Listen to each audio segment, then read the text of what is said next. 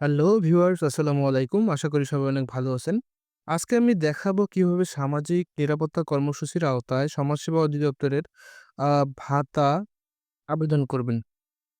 তো আপনি যদি আমার চ্যানেলে নতুন হয়ে থাকেন তাহলে অবশ্যই চ্যানেলটি সাবস্ক্রাইব করবেন। ভিডিওটি ভালো লাগলে অবশ্যই লাইক, কমেন্ট অ্যান্ড শেয়ার করবেন। So let's check this out. তো আমরা ১ম এ ক্রোম ব্রাউজার থেকে লিখব MISSVATA লিখে আমরা সার্চ করে দিব। তো সার্চ করে দেওয়ার পর আমাদের ১ম যে ওয়েবসাইটটি চলে এসেছে অনলাইন অ্যাপ্লিকেশন ফর্ম, আমরা সেটির উপর ক্লিক করে দিব। তো ক্লিক করে দেওয়ার পর দেখতে পাচ্ছি আবেদনকারীর তথ্য, এখানে ভাতা কার্যক্রম।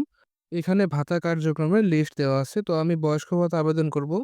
তাই আমি বয়স্ক ভাতার উপর সিলেক্ট করে দিচ্ছি। সিলেক্ট করে দেওয়ার পর আমরা দেখতে পাচ্ছি যাচাইকরণের ধরন। তো এখানে আমাদের এনআইডি নম্বরটি দিতে হবে এবং এনআইডি নাম্বার অবশ্যই 10 ডিজিট অর 17 ডিজিট হতে হবে। এবং এখানে জন্ম তারিখটি দিতে হবে। আমরা একটি ক্যাপচা দেখতে পাচ্ছি। এখানে ১২/৬/১৮ আমরা লিখে জাতীয় পরিচয়পত্র যাচাইয়ে ক্লিক করব। তো ক্লিক করার সাথে, সাথে আমাদের কিন্তু এনআইডি কার্ডটি যাচাই হয়ে গেছে। তো যাচাই হওয়ার পর আমাদের যে কাজটি করতে হবে সেটি হচ্ছে আমাদের এই ফর্মটি ফিল আপ করতে হবে। তো ফিল আপ করতে হলে আমাদের ১ম দেখতে পাচ্ছি পিতার নাম বাংলা, পিতার নাম ইংরেজি। এখানে একটি বিষয় খেয়াল করতে হবে, সেটি হচ্ছে যদি কোনো মহিলা মানুষের ভাতার আবেদন করেন, সেক্ষেত্রে এনআইডি কার্ড ওরা পুরানা ২০০৮ সালের যে এনআইডি কার্ডটি আছে, সেটিতে কিন্তু পিতার নাম দেয়া নেই। সেক্ষেত্রে আবেদনকারীর পিতার নাম তার কাছ থেকে জেনে নিয়ে এখানে পিতার নাম বসাবেন। তো আমি এখানে আবেদনকারীর পিতার নাম বাংলায় লিখে দিচ্ছি। তারপর আমরা দেখতে পাচ্ছি ডান দিকে পিতার নাম ইংরেজি। আবারও আমি ডান দিকে পিতার নাম ইংরেজিতে লিখে দিলাম। তারপর নিচে দেখতে পাচ্ছি মাতার নাম বাংলা, মাতার নাম ইংরেজি। তো আমি এখানে মাতার নাম বাংলা এবং মাতার নাম ইংরেজি দুটো এখানে দিয়ে দেব। তো ভিউয়ার্স, ভিডিও শেষে অত্যন্ত গুরুত্বপূর্ণ একটি বার্তা দিয়ে দিব, যেটা আপনাদের ভাতা হওয়ার আ 99.9% একটা সম্ভাবনা থেকে যাবে। তো ভিডিওটি স্কিপ না করে পুরো ভিডিওটি দেখুন। মাতার নাম দেয়া হয়ে গেলে আমরা নিচে দেখতে পাচ্ছি মোবাইল নম্বর। আমাদের মোবাইল নম্বরটি খুব সতর্কতার সহিত দেওয়া উচিত।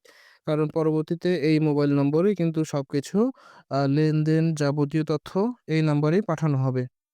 তো বৈবাহিক অবস্থা, বিবাহিত, ধর্ম ইসলাম, এগ তারপর হচ্ছে শিক্ষাগত যোগ্যতা। এখানে যার যা শিক্ষাগত যোগ্যতা আছে সেটি এখানে আমরা দিয়ে দিব। তারপর পেশা, আমরা পেশা হিসেবে এখানে কর্মহীন সিলেক্ট করে দিলাম। তারপরে আমরা নিচে দেখতে পাচ্ছি যোগাযোগের তথ্য। এখানে আ যার অ্যাড্রেস এনআইডি কার্ডের পিছনে যার যা অ্যাড্রেস আছে সেটি এখানে আমাদের দিয়ে দিতে হবে। তো এনআইডি কার্ড অনুযায়ী আমি যোগাযোগের যে ঠিকানা সেটি আমি এখানে ফিল আপ করে দিচ্ছি। প্রাইভেসি জনিত কারণে যোগাযোগের ঠিকানাটি দেখানো সম্ভব হচ্ছে না। তো যোগাযোগের তথ্য এখানে বর্তমান ঠিকানা দেয়া হয়ে গেলে আমরা স্থায়ী ঠিকানার ক্ষেত্রে টিক মার্ক দিয়ে আমরা স্থায়ী ঠিকানা সেভ করে নিতে পারবো। তারপর হচ্ছে বয়স্ক ভাতা অনুযায়ী যে তথ্যগুলো আছে এগুলো আমি ফিল আপ করে নিব। আপনারা দেখে করে নিতে পারেন। তারপর আমরা নিচের দিকে স্ক্রল করে দেখতে পাচ্ছি যোগ্যতার অন্য তথ্য। তো এটি কিন্তু আমাদের এখানে হাইড অবস্থায় থাকে। আমরা এটি অ্যারো ক্লিক করে আমরা কিন্তু এটিকে আ শো করে নিব। তারপর কিন্তু আমাদের এই তথ্যগুলো দিতে হবে। অন্যথায় কিন্তু আমরা সাবমিট দিতে পারব না। তো আমি এখানে খানার সদস্য, খানার শিশু সংখ্যা, খানার প্রধানের বয়স এগুলো আমি আ দিয়ে দিচ্ছি। আপনারা দেখে, দেখে এখানে করে নিবেন।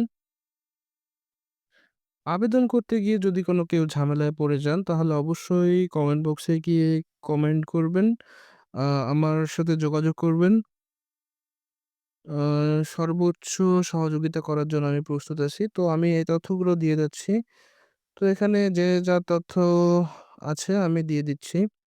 তথ্যগুলো একটু সতর্কতার সহিত দিবেন। তারপর হচ্ছে ভিডিওটি ভালো লাগলে অবশ্যই আপনার পরিচিতজনদের শেয়ার করবেন। তো আ গত ১ বছরে অর্থনীতি গ্রহণ করেছে কিনা না, তারপর আপনার ঘরের দেয়াল কি দিয়ে তৈরি? টিন কাঠের। আপনার খানায় পৃথক খাবার ঘর আছে? না। আপনার ক্ষেত্রে আপনার খানায় পৃথক রান্নাঘর আছে? হ্যাঁ। আপনার খানায় পানির প্রধান উৎস কি? টিউবওয়েল। খানায় কি ধরনের পায়খানা ব্যবহার করে? কাঁচা বা ঝুলন্ত স্যানিটারি ন্যাপকিন আপনারা যা দিতে পারেন। তো হচ্ছে তারপর এখানে একটি বিষয় আছে, এখানে আমরা একাধিক উত্তর কিন্তু সিলেক্ট করতে পারবো। এখানে আমরা অনেকেই ভুল করে থাকি। তো এটা আমরা ভালোভাবে দেখে টিক মার্ক দিয়ে দিব। তো আমি টিক মার্কগুলো দিয়ে দিচ্ছি। তারপরে আমরা দেখতে পাচ্ছি ঘরের সংখ্যা, এটি আমরা যার জয়টা ঘর যতটা ঘর আছে ততটা আমরা দিয়ে দিব। তারপর হচ্ছে আমাদের যা করতে হবে, আমাদের কিন্তু অ্যাপ্লিকেশনটা ভালোভাবে ফার্স্ট টু লাস্ট চেক করতে হবে এবং বিশেষ করে আমাদের যে ফোন নাম্বারটা দেওয়া আছে সেটি কিন্তু আমাদের খুব ভালোভাবেই চেক করতে হবে। চেক করা হয়ে গেলে আমরা নিচের দিকে স্ক্রল করে দেখতে পাচ্ছি সাবমিট করুন। আমরা সাবমিট করুনের উপর ক্লিক করে দেব। ক্লিক করে দেওয়ার পর দেখতে পাচ্ছি ফর্ম জমা দেওয়ার নিশ্চিত করুন। তো আমি নিশ্চিত করে দিলে আমাদের ফর্মটি কিন্তু সাবমিট হয়ে যাবে। সাবমিট দেওয়ার পরে কিন্তু আমরা এরকম একটি ফর্ম ডাউনলোড করে নিতে পারবো। এই ডাউনলোড করা ফর্মটি আমাদের আ এলাকার যে চেয়ারম্যান মেম্বার তাদের সঙ্গে যোগাযোগ করতে হবে। সো ভিউয়ার্স, ভিডিওটি যদি ভালো লাগে অবশ্যই লাইক কমেন্ট শেয়ার করবেন। নিত্য নতুন ভিডিও পেতে অবশ্যই চ্যানেলটিকে সাবস্ক্রাইব করবেন। ধন্যবাদ সময় নিয়ে ভিডিওটি দেখার জন্য।